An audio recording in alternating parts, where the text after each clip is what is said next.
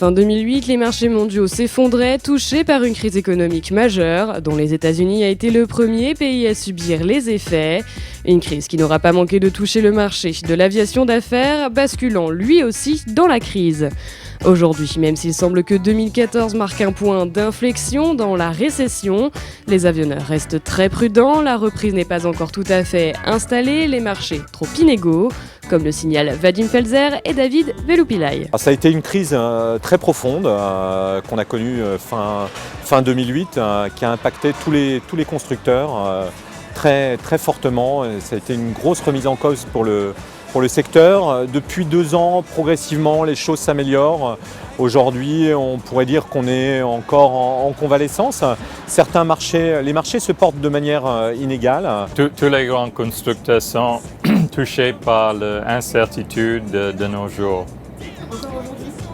Même aujourd'hui, on a une incertitude. C'est un peu comme vous et moi. On cherche à acheter quelque chose, peut-être une nouvelle voiture, une nouvelle télé.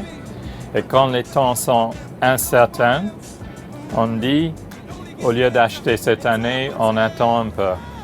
Donc ça peut être le même cas dans les avions d'affaires. L'année dernière, ce sont 678 avions d'affaires qui ont été livrés dans le monde, selon Gamma, dont la moitié rien qu'aux États-Unis et 12% en Europe. Une très légère hausse par rapport à 2012 avec 672 avions livrés, mais c'est surtout la première depuis la fin des années 2000. Avinode parle d'une croissance à tonnes pour les vols de l'aviation d'affaires aux États-Unis et en Europe, avec des taux de croissance respectifs de 0,7% et 0,1%. Dassault Aviation et Airbus ne s'emballent donc pas et visent des objectifs de vente somme toute assez modestes, similaires à ceux de l'année passée. L'activité est difficile, néanmoins raisonnablement on vise de l'ordre de 70 appareils pour l'année 2014. Si Airbus Corporate Jets vend une dizaine d'avions cette année, nous serons contents étant donné les circonstances du marché. Mais à long terme, on espère vendre encore plus que ça. Si le marché de l'aviation d'affaires reste aujourd'hui incertain et inégal, Vadim Felzer souligne son importance pour l'économie française notamment, mais aussi européenne et mondiale. Ce qu'il faut savoir, c'est que l'aviation d'affaires est un véritable baromètre de l'économie. Donc finalement, partout dans toutes les régions du monde où on constate aujourd'hui un renouveau vers la croissance, on constate une amélioration des ventes. Néanmoins, les choses restent difficiles. Et finalement, pour nous, pour un constructeur, Dassault qui se veut avoir une longueur d'avance et voir, qui reste d'abord très optimiste dans le futur, c'est aussi un moment fantastique de renouveler sa gamme. Dassault Aviation a vendu 77 jets d'affaires pour un montant catalogue de 3,5 milliards de dollars l'année dernière, quand Airbus a écoulé 6 ACJ pour un demi-milliard de dollars la même année. Alors si la reprise semblerait vouloir pointer le bout de son nez depuis plusieurs années et s'affirme encore en 2014, qu'en est-il aujourd'hui des clients? Sont-ils toujours les mêmes et ont-ils les mêmes préoccupations qu'avant la crise? Pas totalement, selon David Veloupillay et Vadim Felzer. Nous avons fait récemment une étude par une compagnie à Londres, Ledbury Research, qui regardait les habitudes dans l'achat des milliardaires. Ce genre de clients, ils cherchent surtout à continuer son style de vie quand ils voyagent. Donc, quand ils prennent l'avion, ce qu'ils aimeraient bien faire, c'est de prendre avec eux les gens qui les aident au sol, c'est-à-dire les conseillers pour le business, mais aussi l'équipe qui s'occupe de eux dans leur maison, etc. Il y a des différences géographiques. Par exemple, les Chinois, les milliardaires en Chine, ils ont tendance à voyager pour la plupart soit à l'intérieur de la Chine ou à côté, c'est-à-dire Hong Kong, Macao, Singapour. Pour les milliardaires du Moyen-Orient, ils voyagent souvent en Europe. Et les milliardaires en Russie, ils aiment bien l'Europe aussi. Et autour de la Méditerranée, c'est parmi leurs favoris. comme destination.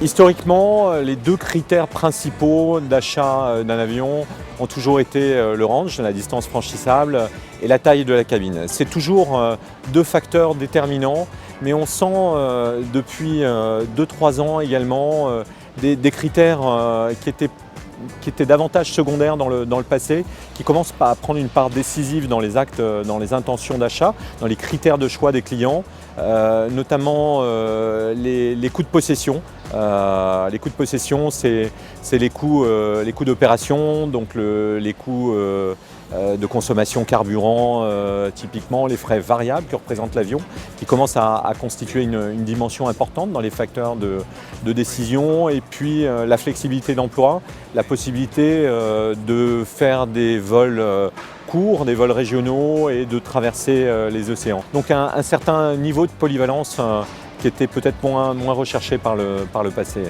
Aujourd'hui, on a une clientèle, je dirais, beaucoup plus rationnelle.